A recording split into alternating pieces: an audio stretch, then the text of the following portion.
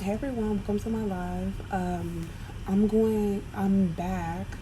For those who don't know, last week I took a week off of trading. I had been doing the 90-day trading challenge and I just kind of needed a break. I've been mentally exhausted and sometimes you just got to take a break. So I took a break from the charts last week, and this week I'm going right back at it. It's a good week to go back at it because next month starts October. We're ending this week with NFP, so it's a good week for me to come back.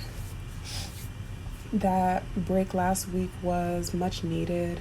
I was also sick for a little bit. I'm still kind of sick, but I should be able to, of course, think clearly enough to be able to trade. So, yeah, I'm just going to get into my weekly analysis for my pairs. And I'm going to go over, let's see, probably like 4 or 5 of them. I also want to see how some of my other trades play. I mean, not my other trades, my other predictions played out, because even though I wasn't on the charts last week, I still had predictions for where I thought certain pairs would go for the remainder of the previous week into last week. So yeah, I'm gonna start off with the dollar. So I'm on the DXY, the dollar index. I'm in trading view. And the dollar, I'm on the daily time frame. Zooming in right here, you see how the dollar had been going down since March, of course, like when coronavirus happened. It had a bit of a pullback here and then continued down. Now, since the end of July, it's been going up and down between this area here. And if I were to draw a box around that, because that is kind of consolidation. At first, what I normally had charted here was like a flag. And it would have been a flag that would have been, once it broke out, it would have pushed to the downside even further. But now we see that the dollar index is starting to it looks like it's making a bullish rally, just a little bit. I don't think that the bullish rally will stop this week. I do think that the dollar index will continue to rise this week. So it may pull back to this level here at the 93.90, we'll say. And I think that ultimately over the next week or 2 weeks, I think it could push up to the 95. Right now it's at 94.49. So that's my prediction for the dollar. And I do plan on considering having that insight. I do plan on considering those things when going into my regular pairs. So the first one I'm going to go into is GBPUSD. GBPUSD, it kind of, wow, it definitely followed exactly what I said it would do last week. And like I said, I wasn't on the charts last week. So it continued down to this level that I do have with this pink shaded area it's my Fibonacci. So the Fibonacci retracement tool. So it looks like GBPUSD pushed down exactly to where my fib level has it at. I mean, obviously I have a support level here as well, but my support levels, it did align. You can see my support levels kind of aligned with where the fib levels are. So that is something that played out. I do think, like I said, so I think that the dollar will be a bit strong this week. So what I think for GBPUSD will be that it's pushing up right now. But what I see is, I'm going to chart this. I see it going up to this resistance level at the 1.2813 and possibly coming down to 1.2493. And again, since I'm on the daily, this could be into next week where this prediction plays out.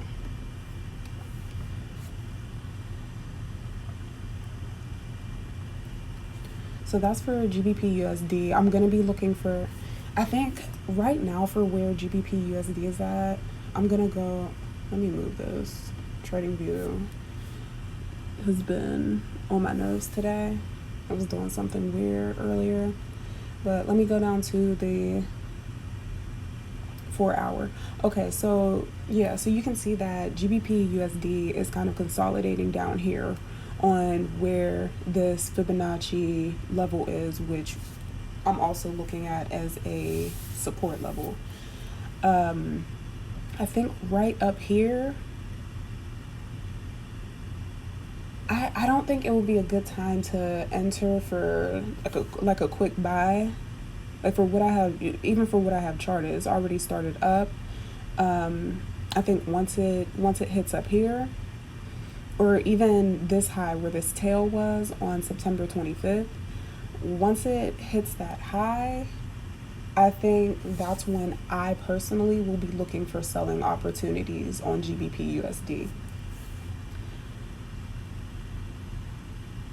Yep, and then let me zoom in a bit. My first take profit level would be, of course, down at that support level. And then my second take profit will be a bit below it. And a third one would possibly be around where I have that next level of support. Like if it currently breaks support right now, turning it into a resistance level. So let me just calculate really quick how many pips that would be for in this week. Like if I get a good entry on a sell for this week.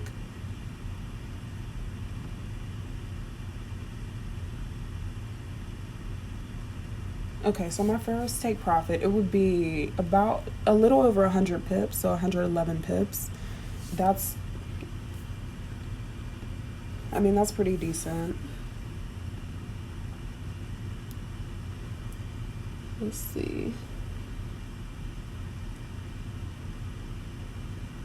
Yeah, I think I might even draw a box here, like a consolidation box, because wherever it breaks, that's where I'd probably enter again, like especially since I'm expecting it to break at the bottom. I would want another entry there. I mean, unless it's a fake out, of course, but based on this prediction, that's not what I'm seeing for GBPUSD. So moving on to EURUSD. So what we have here, I had already looked at EURUSD earlier in the day. I don't have any close by. Let me move to the daily because I was on the 4 hour. For where EURUSD currently is, I don't have any levels of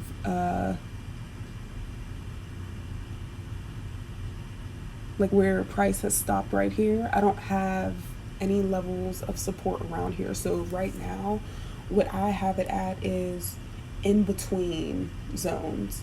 So it is in between a support and resistance zone. So me personally, I'm gonna wait until I see a better opportunity of entry. And for EURUSD, I do think that it's going to pull back a little, kind of the same thing with GBPUSD. I think it's going to pull back a little up to this resistance line at 1.1712 and then push downward. And all of this again is because,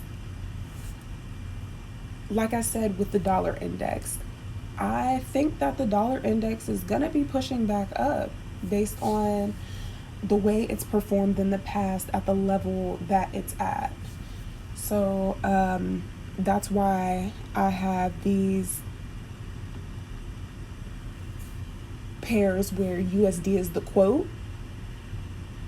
I have them pushing downward for between this week and next week. So let's see how many pips that would be between, like I said, between this week and next week, because that's at October 7th. That's what, middle of next week. So that would be around 147 pips. And I think that that's a decent amount for the level that I plan on entering at. So that's for EURUSD. Moving on to GBPJPY.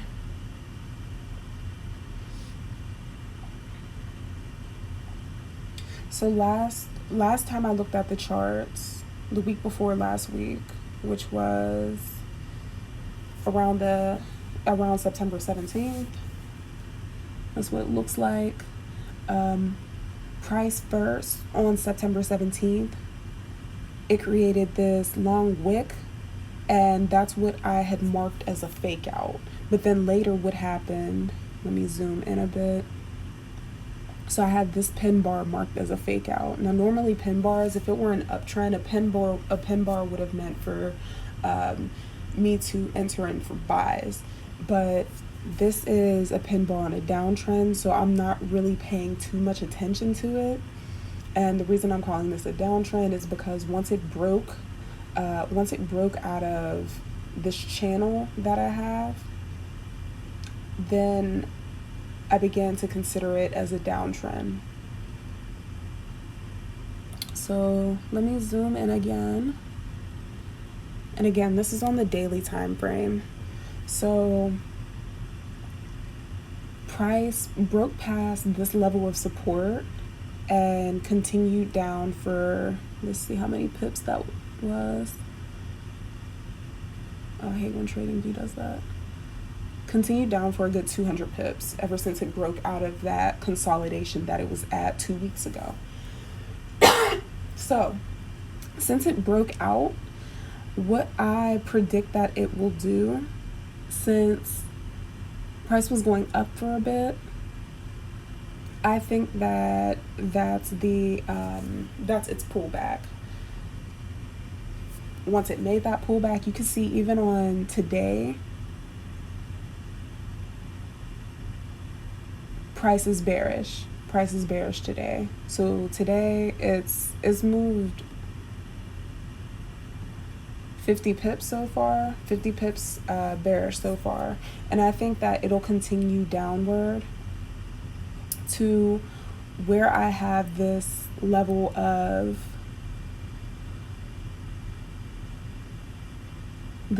demand. And demand level, or I'll call it a demand zone. A demand zone is where buyers are created. And I have this previously marked since around May and June. Like you can see, price has been to this area quite a bit. So I do think that it will continue right back down to this area. And the amount of pips, I believe that will be, okay, so 270, 272. So I'd be looking for a good, something around 200 to 300 pips there. That's a good opportunity. So I'm going to be looking for sell opportunities this week. This week into next week, I'm going to be looking for sell opportunities. Hopefully this week more so, because I don't want to wait until next week to start looking for sell opportunities, but because I believe it'll already be a little down in this area. So once it gets down in this area, it's just like, okay, I'm getting maybe 15 to 50 pips for the pair, when if you would have caught it earlier, you could get a lot more pips. So that's for GBPJPY.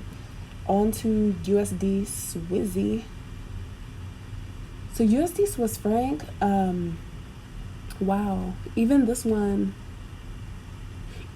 followed what I had predicted for last week. I predicted that it would go up, but only up to this level right here, because that's where price was stopping here, right here, and right here. So that's 3 different times price stopped there, and that's where I thought it would stop again, but it broke through. So since USD Swiss franc had, it's showing a little bit of that bullish run, I think since it had been bullish all last week, basically, what I think it's going to do is retrace to where I have this support level. It was a resistance level, but it's now a support level at 0.9242. And then, let me move this over. And then I think price will continue to rally upward. I do think price will continue to rally upward for USD Swiss franc. Let's see.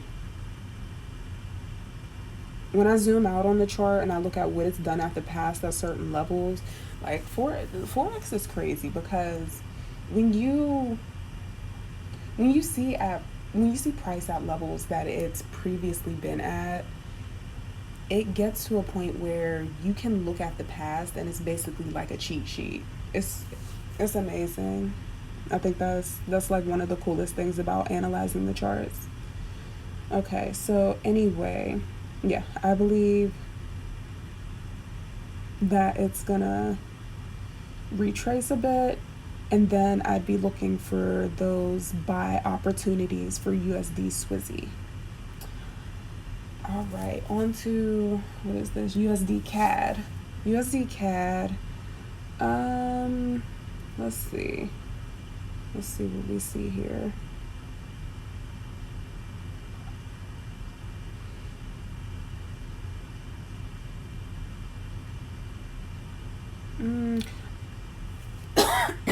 Sorry.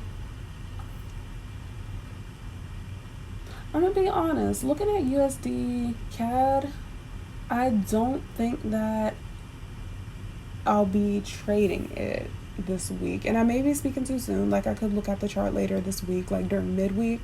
I do like a midweek analysis, and maybe I'll see something then. But right now, I don't,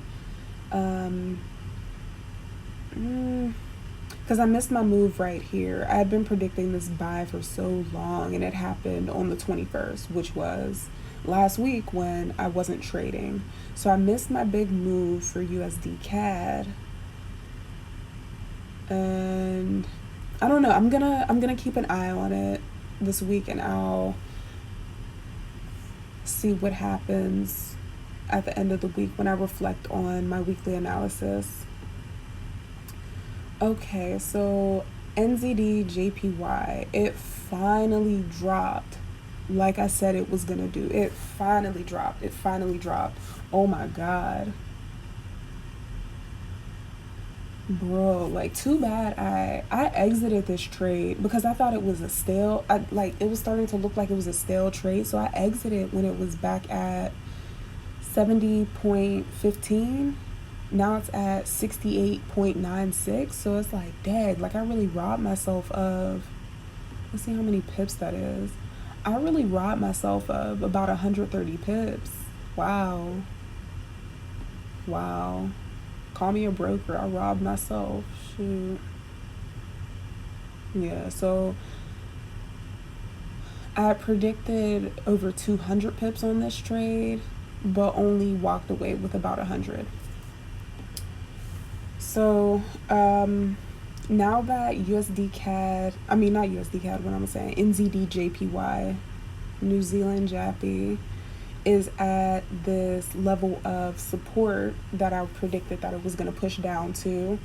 I'm going to keep an eye out for it, whether it will break through this support and continue downward, or if it will bounce off of support back upward.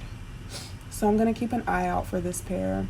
It's after its big moves last week on the 21st, 22nd, 23rd. Yeah.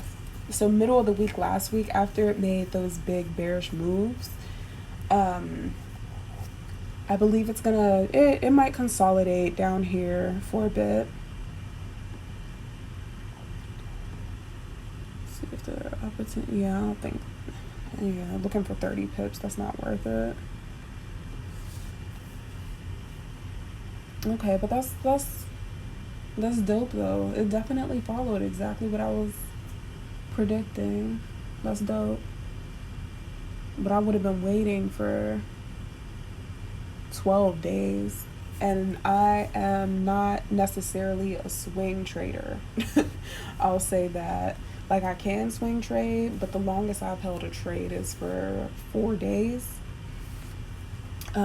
What I like to do is look for good entries and re-entries when price is going in the direction that I predicted it would go in for a week or into the next week. All right, so that's NZD-JPY. Let's go on to Swiss JPY next. Wow, okay. Swiss JPY even followed what I predicted it would do. So I have this yellow line here, this yellow trend line. Once it broke from this channel that I had previously drawn, that was from May up to, what is this up at? September 1st. Yeah, ever since it broke that, I've been waiting for Swiss JPY to fall. Like, it had, is that 1, 2, 3, 4, 5, 6 touches on this trend line before it broke through. So I do still think over the next, this one would be a great swing trade. I think that Swiss JPY will push down to this level of support that I have here that it was at in May. But that's what I'm predicting. That's where I'm predicting it'll be at the end of October. So we'll see. For me to enter into this, it would have to make a retracement on the daily. So once I see it push to the upside a bit for its retracement, I'm going to be looking for that sell opportunity. I'm going to be looking for a sell opportunity there. All right.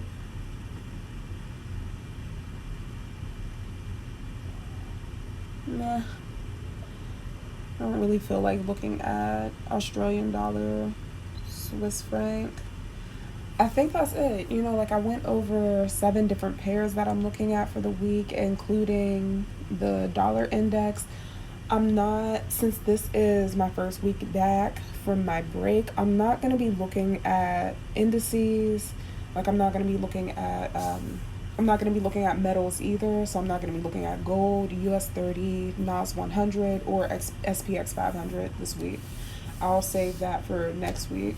I may take a little peek at them, not gold. I'm not looking at gold.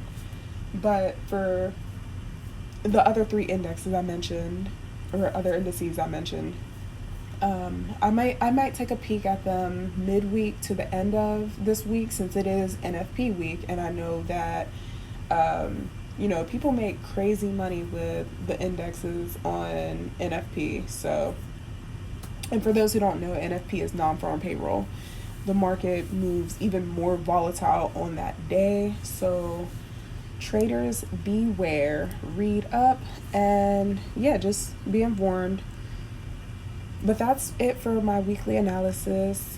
Thank you everyone for joining, everyone who did join. Bye.